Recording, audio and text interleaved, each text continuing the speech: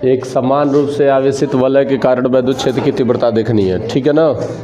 ध्यान से समझिए, ध्यान से समझिए।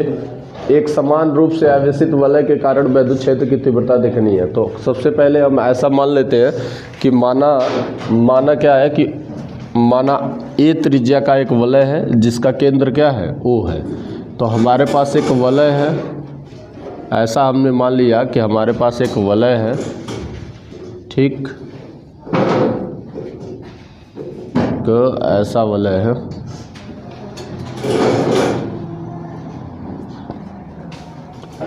इस पर एक समान रूप से आवेश वितरित है, इस पर एक समान रूप से क्या है, आवेश वितरित है, आवेश वितरित है इस वलय पर।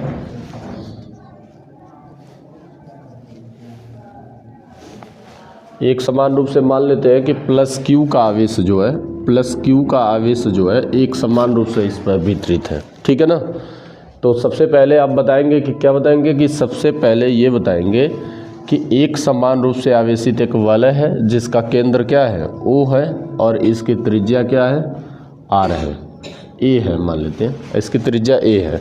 तो अगर इस वलय की त्रिज्या ए है तो सिंपल सी बात है, अगर इसमें एक सूक्ष्म खंड ले लिया जाए, एक छोटा सा भाग ले लेते हैं, इस वलय में एक छोटा सा भाग ले लेते हैं, ऐसे इधर भी एक क्या करते हैं, इधर भी एक छोटा सा भाग ले लेते हैं, इधर भी एक छोटा सा अगर भाग ले लेते हैं, तो इस पर आवेश की जो मात्रा होगी डेल्टा क्यू होगी, इस पर भी आवेश की मात्रा जो होगी वो डेल्टा क्यू होगी, होगी कि नहीं होगी, ठीक है।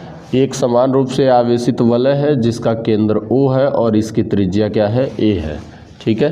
अगर इसको यहाँ से मिला देंगे तो ये भी क्या होगी, त्रिज्या का ही कार्य करेंगे, ठीक है ना। ए है इसकी त्रिज्या, ठीक। इसके केंद्र से एक्स दूरी पर, इसके केंद्र से कितनी दूरी पर, एक्स दूरी पर, इसके केंद्र से एक्स दूरी पर स्थित एक बिंदु क्या है, पी है। आ जाइए, इसके केंद्र से एक्स दूरी पर स्थित एक बिंदु पी है जिस पर वैद्युत क्षेत्र की तीव्रता की हमें गणना करनी है, ठीक है ना। इस बिंदु पी पर हमें वैद्युत क्षेत्र की तीव्रता की गणना करनी है। इतनी बात क्लियर है। सबसे पहले क्या बताया कि सबसे पहले आपका क्या है कि एक आवेशित वलय है, एक समान रूप से आवेशित वलय है, मतलब कि आवेश जो होंगे एक समान रूप से इस पर वितरित होंगे। प्लस क्यू का आवेश जो है एक समान रूप से इस पर वितरित है। तो एक समान रूप से आवेशित एक वलय है जिसका केंद्र ओ है और इसकी त्रिज्या क्या है, ए है। इसके क्या है कि इस वलय के अक्ष पर, इस वलय के कहाँ पर बात कर रहे हैं, अक्ष पर बात कर रहे हैं। कौन से अक्ष पर, इस वलय से होकर जाने वाले अक्ष से। देना जी, वलय दो हमको। ये वलय है और इस वलय के सेंटर से होकर जाने वाली रेखा क्या कहलाती है, इस वलय का अक्ष कहलाएगी।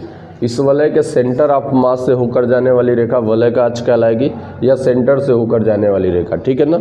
ये इसका अक्ष हो जाएगी। इसी के अक्ष पर एक बिंदु क्या है, मान लेते हैं कि ऐसे अक्ष है, ठीक है, और इस अक्ष पर एक बिंदु यहाँ पर क्या है, पी है। तो इसके अक्ष पर एक बिंदु क्या है, पी है, जिस पर हमें वैद्युत क्षेत्र की तीव्रता की गणना करनी है। कि अभी तक बिंदु आवेश के कारण वैद्युत क्षेत्र की तीव्रता देख रहे थे, यहाँ पर कोई आवेश था तो इस पर वैद्युत क्षेत्र की तीव्रता देख रहे थे।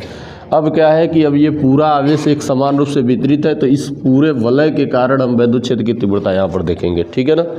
अब यहाँ से क्या कर सकते हैं, सबसे पहला काम कि हमने माना है इसको, यहाँ पर एक सूक्ष्म खंड माना है जिस पर आवेश मान लिया कि डेल्टा क्यू है। भाई छोटा सा एक भाग है तो इसमें छोटा सा ही आवेश कोई होगा ना, कम मान का ही आवेश होगा, तो एक सूक्ष्म आवेश है यहाँ पर डेल्टा क्यू। ऐसे ही यहाँ पर भी मान लिया सूक्ष्म आवेश डेल्टा क्यू है। अगर इनको यहाँ से ऐसे मिला दें, ऐसे अगर इनको यहाँ से मिला दें, ऐसे मिल जाएंगे, तो ऐसे मिलेंगे तो यहाँ पर वैद्युत क्षेत्र की तीव्रता मान लेते हैं कि क्या हो जाएगी, ई हो जाएगी या E1 हो जाएगी, ठीक है। अगर इनको ऐसे यहाँ से मिला दें,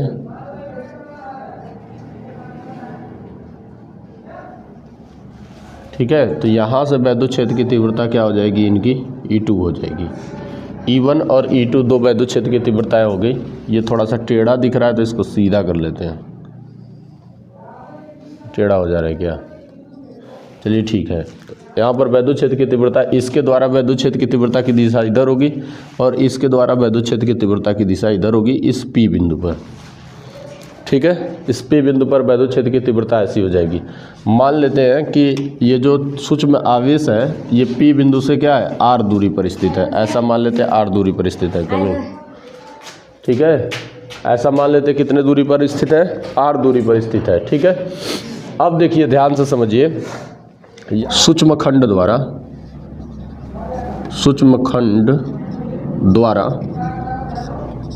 उत्पन्न वैद्युत क्षेत्र की तीव्रताएं, वैद्युत क्षेत्र की तीव्रताएं समान होंगी। बताइए, सूक्ष्म खंड, यहाँ पर भी डेल्टा क्यू आवेश है, यहाँ पर भी डेल्टा क्यू आवेश है, तो भाई इनके द्वारा जो वैद्युत क्षेत्र की तीव्रता निकलेगी, दोनों की दूरी समान है तो समान वैद्युत क्षेत्र की तीव्रता होगी। दूरी कैसे समान हुई है, तो आप सिंपल सी बात है, इन दोनों त्रिभुजों को सर्वांगसम दिखा दे सकते हैं। ये कोण 90 डिग्री है और ये कोण क्या है, 90 डिग्री है ना, ये कोण 90 डिग्री है कि नहीं है, तो ये दोनों कोण 90 डिग्री है। और आ जाइए, ठीक है, दोनों कोण 90 डिग्री है, दोनों में कॉमन रेखा है, उभयनिष्ठ रेखा है, ये रेखा है, दोनों में क्या है, उभयनिष्ठ है। और ये त्रिज्या है, ये आपकी त्रिज्या है वलय की और ये भी वलय की त्रिज्या है, तो ये दोनों आपस में बराबर है।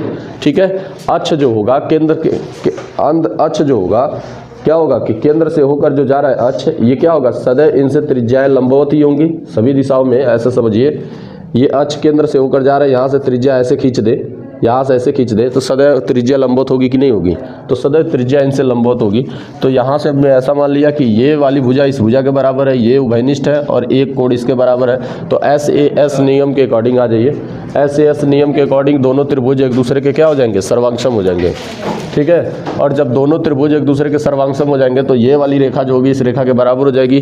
तो इस पर आवेश की मात्रा समान है और दूरी भी समान है, तो वैद्युत क्षेत्र की तीव्रता समान होगी कि नहीं होगी, तो दोनों के द्वारा वैद्युत क्षेत्र की तीव्रता समान होगी।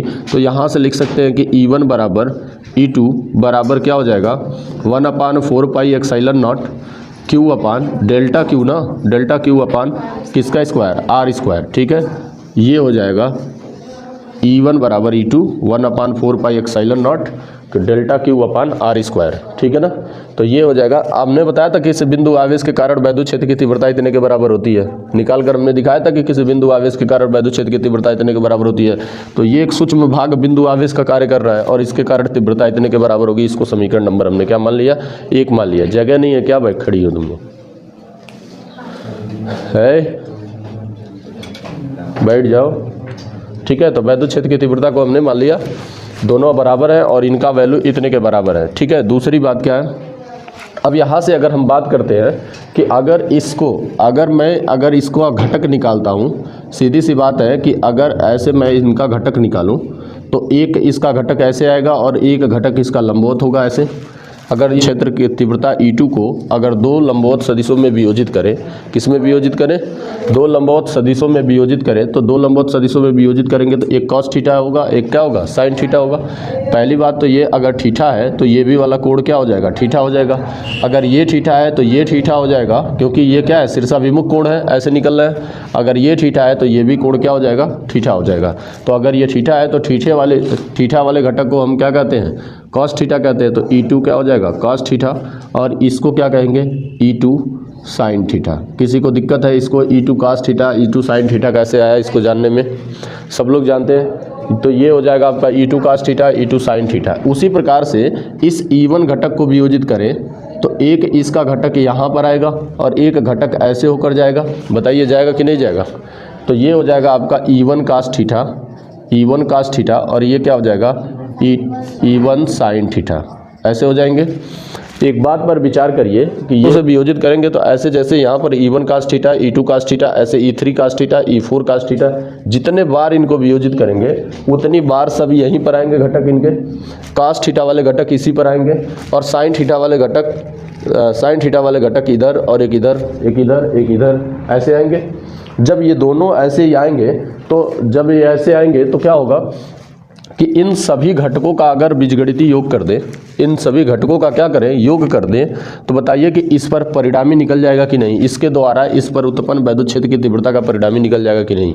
सबके द्वारा क्या बताए थे, अध्यारोपण का सिद्धांत यही कहता था कि यदि किसी निकाय में बहुत सारे आवेश हों, ठीक है, यदि किसी निकाय में बहुत सारे आवेश हो, तो किसी निकाय में बहुत सारे आवेश हों, ठीक है, तो उस निकाय के किसी बिंदु पर लगने वाले वैद्युत क्षेत्र की तीव्रताओं का जो परिणामी होता है वो शेष सभी आवेशों के द्वारा उत्पन्न तीव्रताओं के बीजगणितीय योग के बराबर होता है। तो जितने भी यहाँ पर जितने भी सूक्ष्म खंड मानेंगे सबको छोटे छोटे खंडों में वियोजित कर देंगे, तो सबको छोटे छोटे खंडों में वियोजित कर देंगे, तो ये निकल करके ऐसे ऐसे कहीं मिलेंगे, कुछ ऐसे लाइक डेट ऐसे मिलेंगे ना, यहाँ पर आकर के ऐसे आकर के मिलेंगे, और सबका परिणामी यहीं से होकर जाएगा। ये वाले इसको समाप्त कर देंगे, E1 साइन थीटा और E2 साइन थीटा, ये वाले जो घटक है ये एक दूसरे को क्या कर देंगे, समाप्त कर देंगे, और ये घटक एक दूसरे को समाप्त कर देंगे, केवल कास थीटा वाले घटक बचेंगे ना, क्योंकि इनकी डायरेक्शन एक है और ये विपरीत डायरेक्शन में आएंगे, ठीक है, तो ये विपरीत डायरेक्शन में आएंगे तो एक दूसरे को समाप्त कर देंगे, यही वाले घटक बचेंगे, इनका हम क्या कर देंगे, बीजगणितीय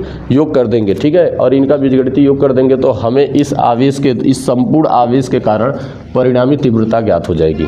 बोलिए, इतनी बात समझ में आ रही है। तो भाग को सूक्ष्म खंड में विभाजित करने पर साइन थीटा के जो घटक हैं एक दूसरे के विपरीत दिशा में होने के कारण ये एक दूसरे को क्या कर देंगे, निरस्त कर देंगे, ठीक है, तथा कास थीटा वाले घटकों का परिणामी जो होगा वलय के कारण P बिंदु पर तीव्रता के क्या होगा, बराबर होगा, यानी परिणामी P बिंदु पर परिणामी तीव्रता के बराबर होंगे। इनका जो परिणामी होगा, तो इनका परिणामी कैसे निकालेंगे, तो लिखेंगे यदि बिंदु पर परिणामी तीव्रता P बिंदु पर परिणामी तीव्रता कैपिटल E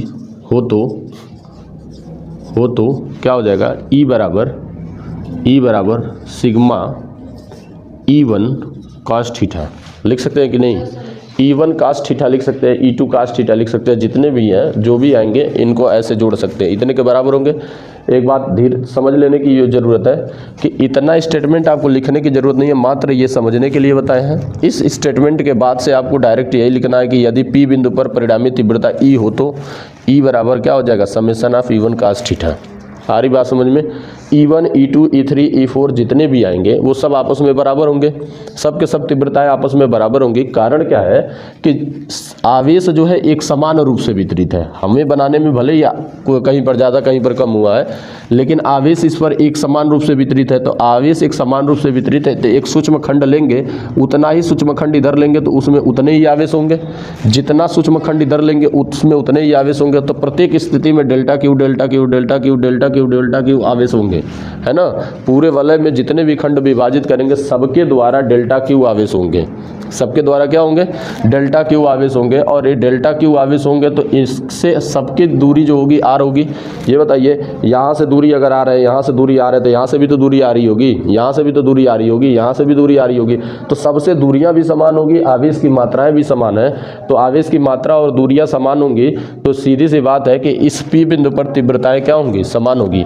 ऐसे इससे यहाँ से खींचेंगे फिर यहाँ से खींचेंगे तो तीव्रताएं क्या होंगी, एक दूसरे के समान होंगी, ठीक है। तो तीव्रताएं यहाँ पर समान होगी। यहाँ से एक बात करेंगे आप, यहाँ से अगर हम बात कर दें कि क्या आया, E बराबर आया E1 cos थीटा, तो E1 के जगह पर हम मान रख सकते हैं, E1 का मान समीकरण 1 से रख सकते हैं। तो यहाँ से क्या हो जाएगा, summation of 1/4 pi epsilon naught. Summation देखना, मैं बार बार समेशन कह देता हूँ, समेशन भी क्या करता है कि राशियों को जोड़ने का काम करता है। समेशन का मतलब होता है समाकलन, ठीक है ना। समाकलन भी क्या करेगा, सूक्ष्म भागों को जोड़ने का कार्य करेगा, और सिग्मा भी दोनों भागों को जोड़ने का काम करता है। तो मेरी थोड़ी सी आदत बिगड़ गई है, बार बार समेशन बोल देता हूँ, मैं सिग्मा नहीं बोल पाता हूँ, तो समेशन बार बार बोल देता हूँ, तो इस पर ध्यान रखिएगा, ठीक है। तो सिग्मा की हम बात कर रहे हैं, तो sigma 1/4 pi epsilon naught delta Q upon क्या हो जाएगा, आर स्क्वायर, और cos थीटा है यहाँ पर तो क्या लिख देंगे, cos थीटा हो जाएगा। ये तो कांस्टेंट वैल्यू है, होगा तो E बराबर क्या हो जाएंगे, E बराबर हो जाएगा, ये बाहर निकल जाएंगे 1/4 पाई एक्साइलन नॉट और सिग्मा डेल्टा क्यू अपान क्या हो जाएगा, आर स्क्वायर cos थीटा हो जाएगा, ठीक है। ये इतना हो जाएगा। और सीधी सी बात है, चूँकि यहाँ पर देखेंगे, चूँकि सिग्मा डेल्टा क्यू बराबर Q होगा, बोलिए होगा कि नहीं होगा? ये बताइए कि इन छोटे छोटे आवेशों को जोड़ेंगे ऐसे जोड़ेंगे सभी को जोड़ लेंगे तो ये बताइए कुल आवेश के बराबर होंगे कि नहीं? कुल आवेश के बराबर मान होगा। जोड़ रहे हैं तो ये कितने के बराबर होंगे? Q के बराबर होंगे। कुल परिणामी आवेश के बराबर होंगे यानी Q के बराबर होगा। तो इनको जोड़ेंगे तो ये क्या हो जाएंगे? सिग्मा 1/4 पाई एप्सिलॉन नॉट और सिग्मा डेल्टा Q के जगह पर क्या लिख सकते हैं? डेल्टा Q के जगह पर सिग्मा डेल्टा Q के जगह पर यहाँ से देखिए लिख सकते हैं क्या? Q रख सकते हैं। तो Q अपान क्या हो जाएगा? r² cos थीटा हो जाएगा। ठीक है ना? ये आपका एक समीकरण यहाँ से प्राप्त हुआ अगर थीटा का मान पता हो तो। अगर थीटा का मान नहीं पता है तो भी हम गणनाएं कर सकते हैं इसी फार्मूले में। यदि मैं बात करूं त्रिभुज क्या है? कुछ नाम दे देते हैं इसको नाम दे देते हैं A और इसको नाम दे देते हैं B। ठीक है? तो त्रिभुज, अगर इस त्रिभुज में बात की जाएगी तो सीधी सी बात है पाइथागोरस प्रमेय अगर लगाया जाए, पाइथागोरस प्रमेय से अगर इसमें पाइथागोरस प्रमेय लगाया जाए, अगर इस त्रिभुज में पाइथागोरस प्रमेय लगाया जाए, तो ये क्या बनेंगे? कण बनेंगे। ये कण का कार्य करेंगे। ये किसका काम करेगा? आधार का काम करेगा। आधार, ठीक है। और ये थीटा के सामने वाली भुजा जो होती है वो किसका काम करती है? लंब का कार्य करती है। तो ये लंब हो जाएंगे। ठीक है? पाइथागोरस प्रमेय लगाएंगे तो क्या होता है कि कण का वर्ग बराबर लंब का स्क्वायर धन आधार का स्क्वायर। पाइथागोरस जी ने क्या कहा था कि किसी समकोण त्रिभुज में कण का जो वर्ग होता है शेष दोनों भुजाओं के वर्गों के योग के बराबर होते हैं। तो यहाँ पर कण की जगह पर क्या है? r है। तो r का स्क्वायर बराबर क्या हो जाएगा? लंब क्या है? a है। तो a का स्क्वायर प्लस आधार क्या है? x है। तो x का स्क्वायर हो जाएगा। ठीक है? यहाँ से r की बात करेंगे तो क्या हो जाएगा? a square plus x square के पावर 1/2। बोलिए हो जाएंगे कि नहीं हो जाएंगे? तो इसके पावर 1/2 हो जाएगा। ठीक है?